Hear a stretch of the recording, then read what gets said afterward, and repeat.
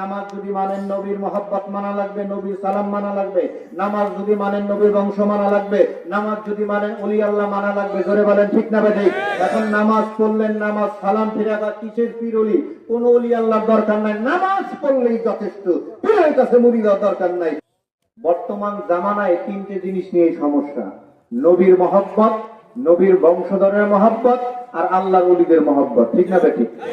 এখন দেখেন, নামাজ যারা বিশ্বাস করেন, যারা নামাজি, যারা নামাজ পড়েন, যারা নামাজ পড়ে, যারা নামাজ বিশ্বাস করে, তারা কোনোদিন নবীর মহব্বতের বিরুদ্ধে যাইতে পারে? নবীর সালামের বিরুদ্ধে যাইতে পারে? নবীর বংশধরের বিরুদ্ধে যাইতে পারে? ওলি আল্লাহদের বিরুদ্ধে যাইতে পারে? পারে না। দেখেন, গোটা নামাজ আপনি শুরু করেন আল্লাহু আকবার, তার বরত্ব আল্লাহর বরত্ব। ঠিক না বেঠিক? যখন সুবহানাকা আল্লাহুম্মা সানা বললেন, ওটা আল্লাহর প্রশংসা। যখন কোরআন তেলাওয়াত করলেন, নামাজের ভিতর সূরা কিরাত আল্লাহর কালাম। যখন আপনি রুকুতে গেলেন, সুবহান রাব্বিয়াল আযীম আল্লাহর প্রশংসা। সিজদায় গিয়ে বললেন সুবহান রাব্বিয়াল আলা, আল্লাহর প্রশংসা। গোটা নামাজই আল্লাহর। কিন্তু যখন সালামের কথা আসলো, আল্লাহ আমার সালাম দিও না, আমার বন্ধু মুহাম্মদ মুস্তাফাকে সালাম দাও। জোরে বলেন সুবহানাল্লাহ। আল মাউজামুল আওসাত কিতাবের মধ্যে ইমাম সুয়ুতী ইমাম তাবারানী হাদিস উল্লেখ করেছেন, লা সালাতা ইল্লা বিতাশাহুদ। তাশাহুদ ছাড়া নামাজ হয়? তাশাহুদ ছাড়া নামাজ হয়?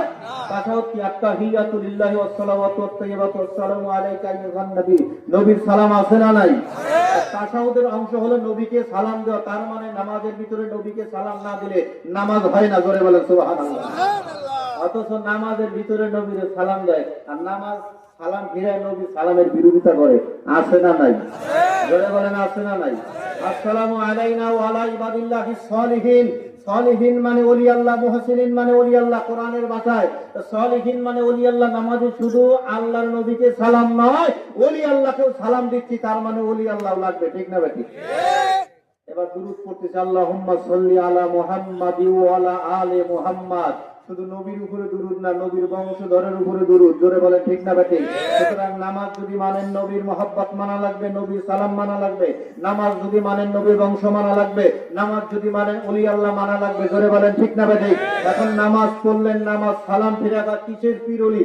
কোন ওলি আল্লাহর দরকার নাই, নামাজ পড়লেই যথেষ্ট। পীরের কাছে মুরিদ হওয়ার দরকার নাই। এরকম দুই চারটা পণ্ডিত আছে না নাই? জোরে বলেন আছে না নাই? এই ধরনের কথা বলা সম্পূর্ণ হাদিস বিরোধী। বুখারী শরীফের হাদিস 57 নম্বর হাদিস, আন জারির ইবনে আব্দুল্লাহ ক্বালা বাইয়াতুন নবী সাল্লাল্লাহু আলাইহি ওয়াসাল্লাম ইকামিস সালাত ওয়া ইতাইজ যাকাত। নবীজির সাহাবী জারির ইবনে আব্দুল্লাহ বলেন, আমরা নবীজির কাছে বায়াত গ্রহণ করলাম এই জন্য, নামাজ আদায় করব এবং যাকাত আদায় করব। ধরে বলে সুবহানাল্লাহ।